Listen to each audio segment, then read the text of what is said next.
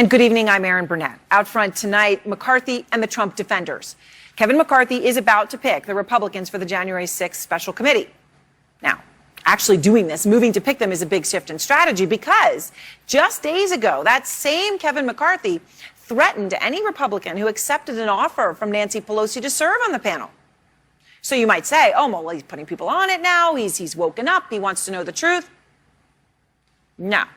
At least right now, this appears to be McCarthy making a farce of the truth, because many of the likely Republicans on his list have something specific in common, and that is that they're Trump defenders about the insurrection. Many of them have helped to whitewash what happened on January 6th, when a mob of Trump supporters stormed the United States Capitol, breaking windows, forcing doors open, beating officers with whatever they had on them, a hockey stick, an American flag, a fire extinguisher.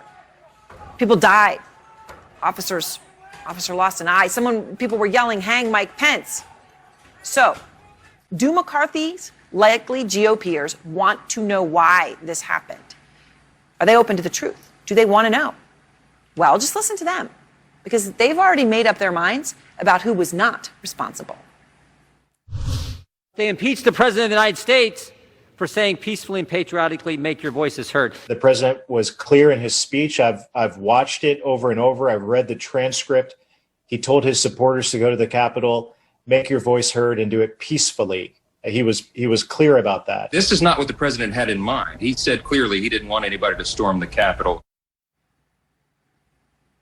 Ignoring what happened that day, ignoring what happened in the months before.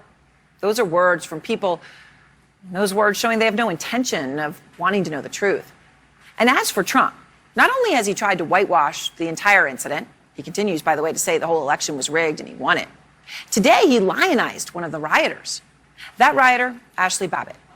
Now, she was shot and killed by a Capitol police officer while trying to climb through a broken window in order to access the Speaker's lobby. There were no guns in the Capitol.